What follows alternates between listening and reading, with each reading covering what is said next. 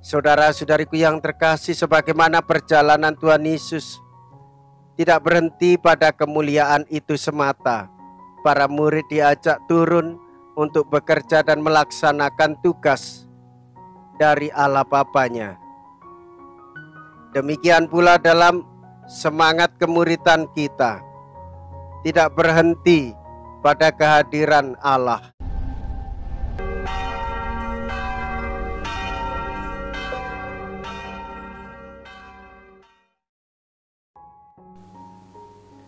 Saudara-saudariku yang terkasih, hari ini Sabtu 18 Februari 2023.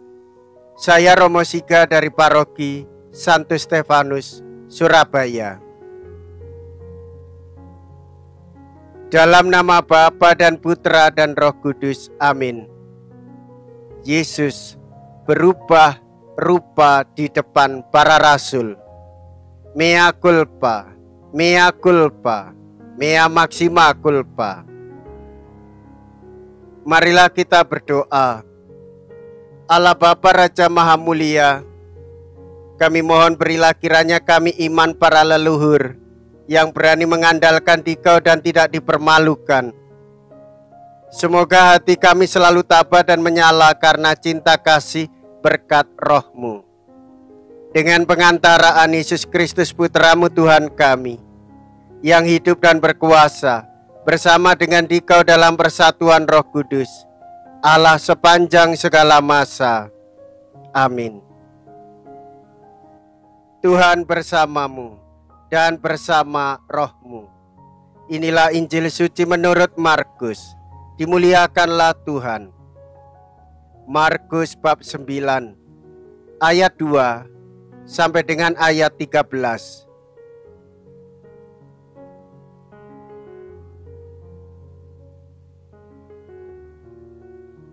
Pada suatu hari Yesus berbicara tentang bagaimana Ia akan menderita sengsara.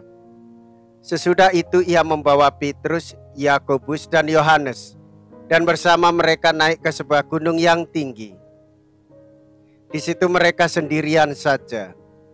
Lalu Yesus berubah rupa di depan mata mereka, dan pakaiannya menjadi sangat putih berkilat-kilat. Tak ada seorang pun di dunia ini yang sanggup mengelantang pakaian seperti itu. Maka nampaklah kepada mereka Elia dan Musa yang sedang berbicara dengan Yesus. Lalu Petrus berkata kepada Yesus, "Rabi, betapa bahagianya kami berada di sini.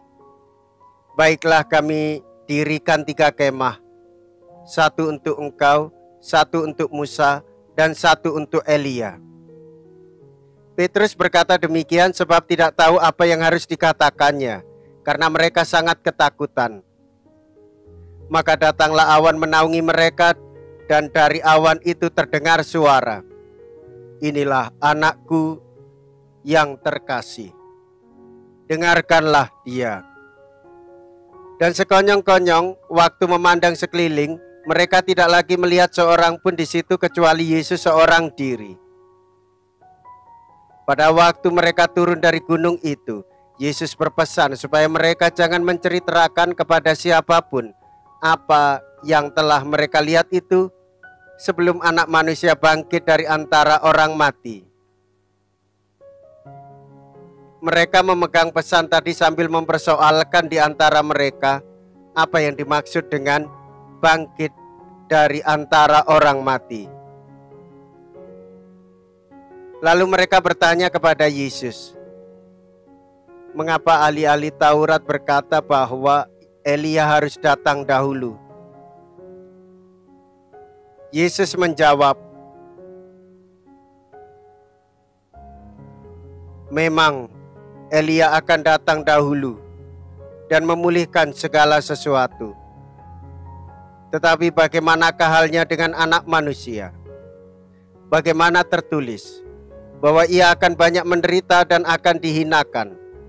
Tetapi aku berkata kepadamu, memang Elia sudah datang, dan orang memperlakukan dia menurut kehendak mereka sesuai dengan yang tertulis tentang dia."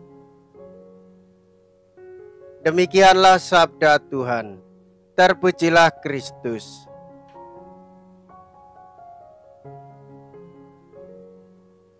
Saudara-saudariku yang terkasih, kita mengetahui bersama dan telah mendengarkan Injil dengan baik. Yesus mengajak para murid Petrus, Yakobus, dan Yohanes pada saat itu berada di bukit. Wajah Yesus berubah rupa di hadapan mereka. Mereka melihat kemuliaan Yesus. Saudara-saudari, rencana semula Tuhan mengenai manusia indah dan sederhana. Segalanya diserahkan kepada manusia agar manusia bahagia. Akan tetapi dosa mengganggu rencana Allah. Tokoh-tokoh besar selalu melukis kembali garis-garis rencana itu. Dalam kemuliaan Kristus, kita lihat lagi pancaran kemuliaan Allah. Murid-muridnya menyaksikan hal itu. Demikian pula kita, patutlah bersyukur diberi kesempatan menyaksikan kemuliaan Allah. Ia hadir sungguh nyata di dalam diri Kristus. Ia hadir sungguh nyata di dalam Ekaristi. Di dalam kehidupan kita, Ia menyertai, menguatkan.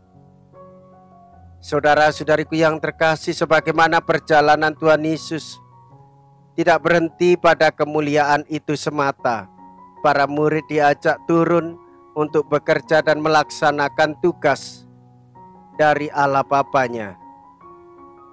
Demikian pula dalam semangat kemuridan kita, tidak berhenti pada kehadiran Allah, tidak berhenti pada kehadiran Tuhan Yesus di dalam kehidupan kita, tetapi kita harus berani meneruskan ziarah kehidupan ini dengan berani mengalami penderitaan demi menolong sesama. Saudara-saudariku yang terkasih, peristiwa itu merupakan peristiwa transfigurasi. Wajah Yesus berubah rupa. Memang enak kita berada di dalam kemuliaan saja, tetapi jangan lupa kita terus-menerus dipanggil untuk terlibat menghadirkan kemuliaan itu di dalam kehidupan bersama. Marilah kita berdoa. Allah Bapa Maha Mulia, berkenanlah menerima ucapan syukur kami berkat Dia yang menjadi kepenuhan hukum dan para nabi, yaitu Yesus Mesias Putra-Mu, yang telah menyampaikan sabda cinta kasih dan meminta kami semua mengikuti Dia, sebab Dialah Tuhan dan pengantara kami.